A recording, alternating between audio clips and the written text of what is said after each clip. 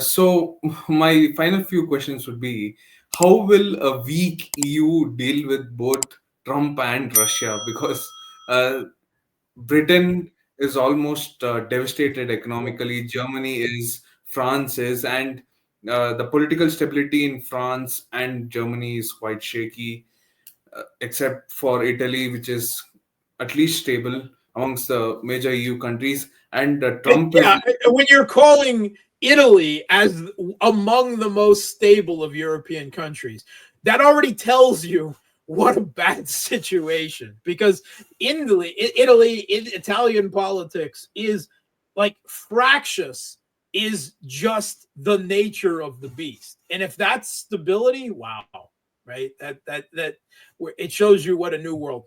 Europe is in a very bad place. Let's be honest. And as Viktor Orban pointed out, in particular with these sanctions against Russia, and how the sanctions backlash, of course, has been far, far worse for the European economies, in particular Germany, but not only. He says it's not a matter that we shot ourselves in the foot with these sanctions, but that we shot ourselves in the lungs.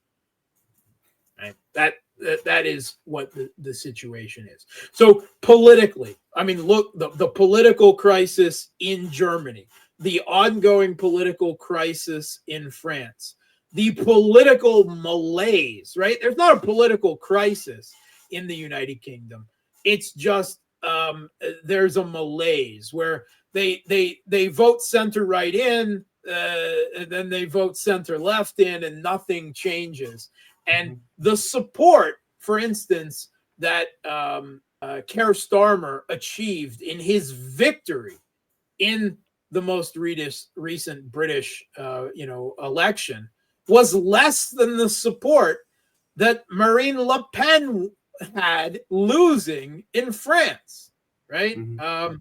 So that shows there's a crisis of governance and of democracy in the United Kingdom, if there isn't an immediate political crisis.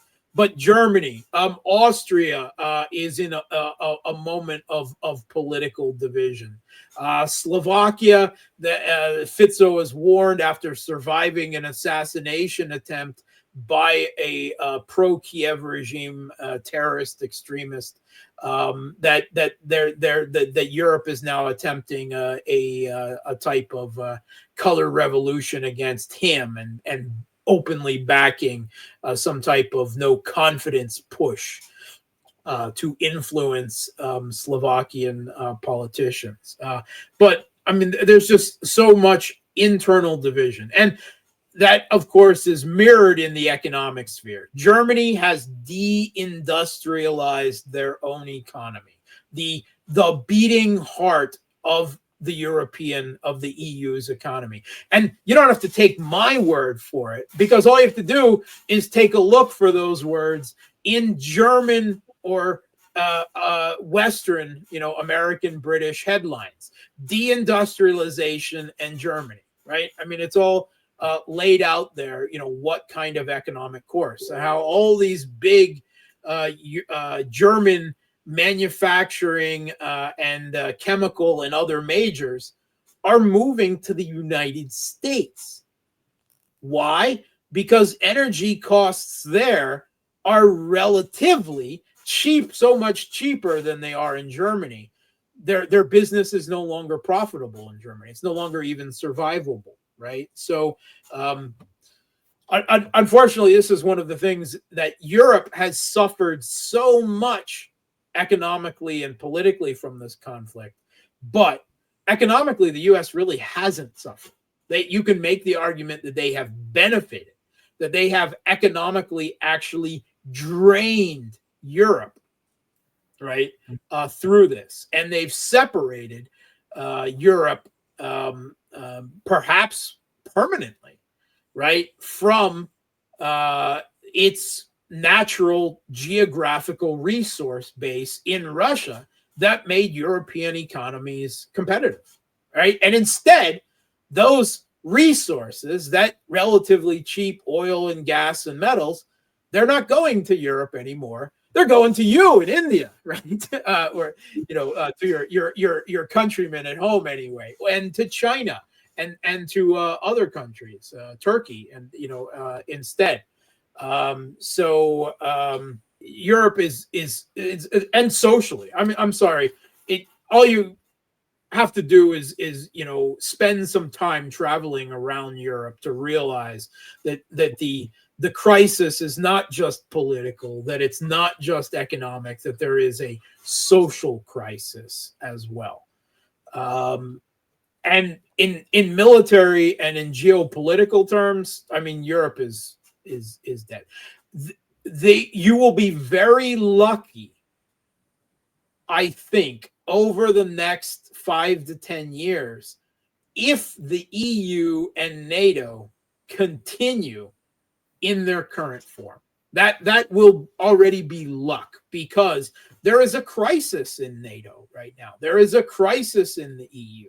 When you see the EU technocrats in Brussels openly talk about sanctioning and punishing member states and their leaders like Hungary, right? There is a political war, a political rebellion, if you want, going on in Europe.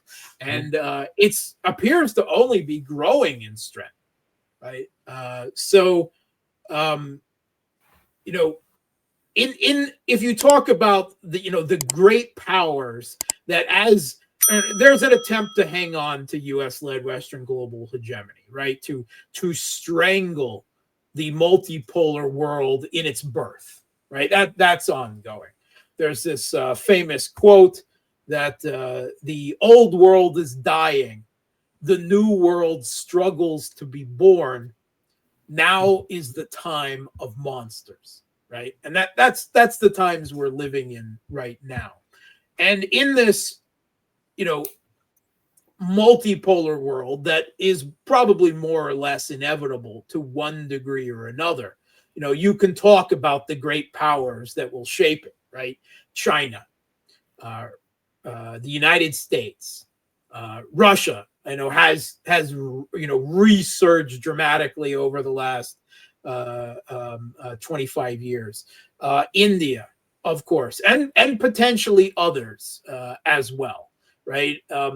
I think countries like Brazil and Indonesia, they still have a lot to get together domestically before they can, shall we say, compete as a sphere of influence on the geopolitical stage. And to be frank, India also, while they are ahead above that, still have enough domestic problems with a population that they really need to work to bring out of poverty, to bring, there's too much inequality in India with not enough lifting, right? There's inequality in Russia, and there's inequality in China, and of course there's inequality in the United States.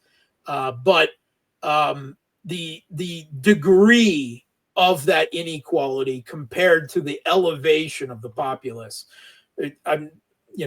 India has some corrections to make, but they're correctable. They're less severe problems, I would say, than countries like Brazil or South Africa or Indonesia have. But Europe appears on a geopolitical downward trajectory, right? Because as their economy and their politics go into crisis and their military goes into crisis, their geopolitical power and influence is coming with it. And it has to be said that a huge amount of that is self-inflicted.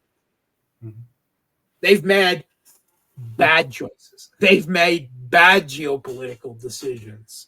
And they've chosen to sacrifice themselves in support of a U.S.-led hegemon that cares about as much for them at the end of the day as it does for, Ukrainians or Kurds or whoever else they would seek to use. But people still, continually you keep finding people who are willing to sacrifice themselves for the United States. I as a former American, I've never understood it, and I never will. But it's something we have to acknowledge that it happens. So my last question would be, if President Trump and President Putin make some kind of headway in the talks, what will the role of President Xi Jinping, Prime Minister Orban, and President Erdogan be in kind of consolidating a possible deal? Yeah. So first of all, I don't think any of those three people will be substantially involved in this, right? Trump, the United States regards China as another adversary. They don't want China having any say on any type of potential. First of all, I don't believe there's going to be any deal, any settlement between Trump and Putin, right? But if there were, let's assume there were, the U.S. does not want China having a say on a political security settlement in Europe, right? Similarly, Erdogan is regarded by the Europeans, at least, as a traitor, right? As someone that they don't want to get over. So they will refuse themselves to have Hungary involved.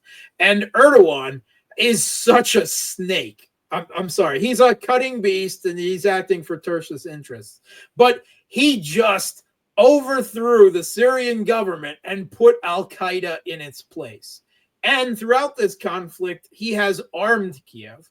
When a deal was made for a prisoner exchange, where the Azov neo-Nazis from Mariupol were sent to Turkey to sit out the rest of the war, Erdogan just released them back to Kiev, and they resumed positions fighting against Russia throughout the Kiev regime's military. He is not anyone that, the Kremlin does not want a conflict with Turkey, and they go out of their way to avoid that conflict. But it doesn't mean that they regard Turkey as an acceptable arbitrator or political party in such a important negotiation. I think, if anything, you'll see a country like Qatar or Dubai play host, perhaps even Saudi Arabia, to these negotiations. They may not play a huge role in it, except as some type of go-between. But maybe that's all you need in this type of situation. Maybe a moderator is more what you need. But I don't expect either Xi Jinping or Orban or Erdogan to play any substantial role in a settlement. They've all disqualified themselves to one side or the other throughout the course of this conflict. Well, Mr. Sleboda, that was a very action-packed recording with a lot of very good insights. And I thank you for your time. And I look forward to having you in a month or two when there would be more interesting developments. So thank you so much. Thanks for having me. It's been a pleasure to talk to you.